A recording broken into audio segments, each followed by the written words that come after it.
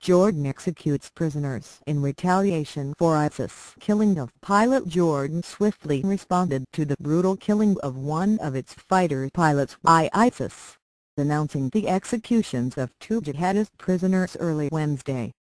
One of the convicts hanged, according to the Jordanian government, was Sajida al-Rishawi, a would-be suicide bomber whose release ISIS had previously demanded as part of a prisoner exchange.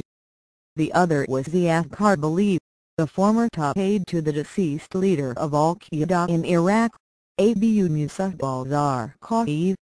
Their deaths followed the horrific footage released Tuesday by ISIS that showed the Jordanian pilot, Moath al-Kasasbeh, being burned alive while confined in a cage. CNN is not showing images of al-Kasasbeh's killing, which drew global condemnation and prompted protests and vows of retaliation in Jordan. "Those criminals cannot be compared to Moath," said al-Kasasbeh's father, Safi, referring to the prisoner's execution. "Moath's blood is much more value than these 2 prisoners." He called on the Jordanian government to execute all prisoners with links to ISIS. "Annihilate this organization," he said. His sentiments found voice on the streets of Amman, the capital, and in the pilot's hometown. One demonstrator held a poster that read, "They burned our hearts, so let's burn their dens, and their prisoners in our prisons." Pilot gave his life defending his faith. King Abdullah of Jordan was expected to arrive back in the country Wednesday after cutting short a visit to the United States, where he met with President Barack Obama.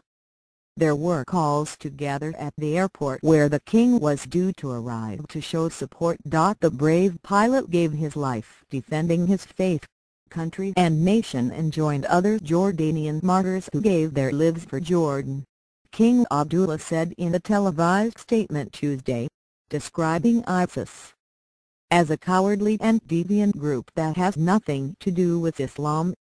Al-Kasasbeh was captured by ISIS in December after his fighter jet crashed near Kuwait, the extremist group's stronghold in Syria.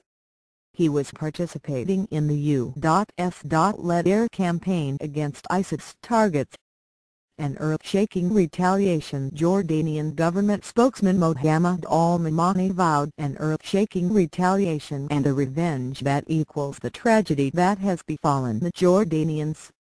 But the executions of the 2 prisoners with ties to al-Qaeda in Iraq, the precursor to ISIS, came quicker than some observers had expected. In previous public messages, ISIS had linked al-Rishawi to the fates of the Jordanian pilot and Kenji Goto, a Japanese hostage whose killing the militant group publicized over the weekend. Jordan last week said it was willing to release al-Rishawi in exchange for al-Kasasbeh, but the swap never happened. The Jordanian government repeatedly asked ISIS to show proof that the pilot was still alive. Shortly after the video of al-Kasasbeh's killing became public, Jordanian military spokesman Mamdouh al-Amri said authorities believe the pilot had been killed as far back as January 3, before ISIS began making its public demands for the release of al-Rishawi. Killing on big screens. The militant group was reportedly making a big show in Kuwait of the grisly killing of the pilot. An activist network, UA is being slaughtered silently, reported that the video was being repeatedly projected on large viewing screens across the city. CNN couldn't independently confirm the report. The 22-minute ISIS video released Tuesday begins by pointing the finger at King Abdullah, suggesting he is to blame for what happened to the pilot. But analysts have predicted the brutality of the video could come back to bite ISIS.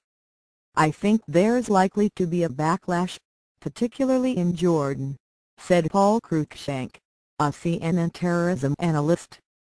"I think it's sort of going to rally support for King Abdullah and his participation in the anti-ISIS coalition." ISIS is known to be holding at least 2 Western hostages still. John Cantley, the British journalist who has appeared in a number of ISIS-produced videos, and an American woman who is a 26-year-old aide worker. People in Jordan are not interested in fighting for America in the Middle East. America is not popular in Jordan, said CNN political commentator Peter D. Enart. But when you see a handsome Jordanian pilot from a powerful Jordanian tribe humiliated and burned to death, I think it makes the politics for the King of Jordan much easier for him to be involved in this coalition.